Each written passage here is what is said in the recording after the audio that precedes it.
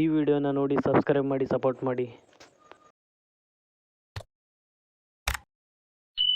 ನೋಡೋಣ GST ಯಾವ ವಸ್ತುಗಳ ಮೇಲೆ ಎಷ್ಟು ಕಡಿಮೆಯಾಗಿದೆ ಇವತ್ತು ನೋಡ್ತಾ ಹೋಗೋಣ.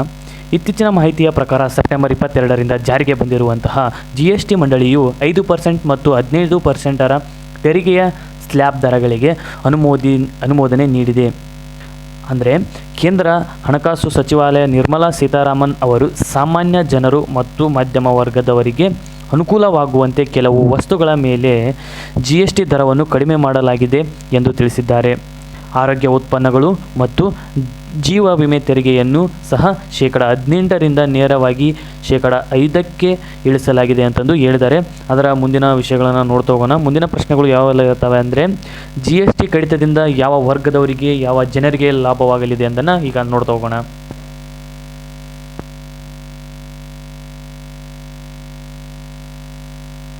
ಈಗ ನೋಡ್ತಾ ಹೋಗೋಣ. GST ಕಡಿತದಿಂದ ಯಾವ ವರ್ಗದವರಿಗೆ ಲಾಭ ಅಂತದ್ದು ನೋಡ್ತಾ ಹೋಗೋಣ. GST ಕಡಿತದಿಂದ ಸಾಮಾನ್ಯ ಜನರು ಮತ್ತು ಮಧ್ಯಮ ವರ್ಗದ ಜನರಿಗೆ ಲಾಭವಾಗಲಿದೆ. ಯಾಕಂದರೆ ನಮ್ಮಂಥ ಮಿಡ್ಲ್ ಕ್ಲಾಸ್ಗಳ ಮೇಲೇ ಭಾಳಷ್ಟು GST ಹೊಡೆತನ ಬೀಳುತ್ತದೆ. ಸೆಪ್ಟೆಂಬರ್ 22ರಿಂದ ಜಾರಿಗೆ ಬರಲಿರುವ ಹೊಸ ತೆರಿಗೆ ಪದ್ಧತಿಯಲ್ಲಿ 5% ಮತ್ತು 15% ಎರಡೂ ತೆರಿಗೆ ಸ್ಲ್ಯಾಬ್ ದರಗಳಿಗೆ GST ಮಂಡಳಿ ಅನುಮೋದನೆ ನೀಡಿದೆ. ಈ ಬದಲಾವಣೆಯಿಂದಾಗಿ ಗೃಹೋಪಯೋಗಿ ವಸ್ತುಗಳು ಅಗ್ಗವಾಗುವುದರಿಂದ ಮಧ್ಯಮ ವರ್ಗದವರಿಗೆ ಅನುಕೂಲವಾಗಲಿದೆ. ಇದರ ಜೊತೆಗೆ ಕೃಷಿಕರಿಗೂ ಲಾಭವಾಗಲಿದ್ದು ಕೃಷಿಗೆ ಅಗತ್ಯವಾದ ವಸ್ತುಗಳ ಬೆಲೆಯೂ ಕಡಿಮೆಯಾಗಲಿದೆ.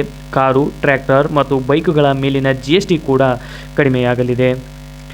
ಮತ್ತು ಮುಂದಿನ ದಿನಾಂಕ ನೋಡೋದಾದರೆ, GST ಕಡಿತದಿಂದ ಯಾವ ದಿನಾಂಕದಿಂದ ಜಾರಿಗೆ ಬರಲಿದೆ, GST ಯಾವ ದಿನಾಂಕದಿಂದ ಕಡಿಮೆ ಆಗುತ್ತೆ ಅಂತಂದರೆ ಅದನ್ನು ನೋಡ್ತಾ ಹೋಗೋಣ.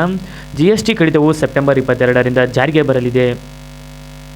GST ಕೌನ್ಸಿಲ್ ಸಭೆಯಲ್ಲಿ 5% ಮತ್ತು 15% ಎರಡರ ತೆರಿಗೆ ಸ್ಲ್ಯಾಬ್ ದರಗಳಿಗೆ ಅನುಮೋದನೆ ನೀಡಲಾಗಿದೆ.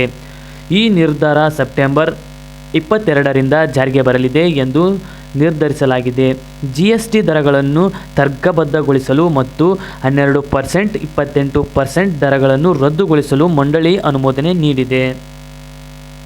ಇದಿಷ್ಟು ಇವತ್ತಿನ GSTಗೆ ಸಂಬಂಧಪಟ್ಟಿರ್ತಕ್ಕಂಥ ವಿಷಯವಾಗಿತ್ತು. ಇಷ್ಟವಾದರೆ ಸಬ್ಸ್ಕ್ರೈಬ್ ಮಾಡಿ. ಇದೇ ಥರದ ನ್ಯೂಸ್ಗಳನ್ನು ಕೊಡ್ತಾ ಹೋಗ್ತೀನಿ.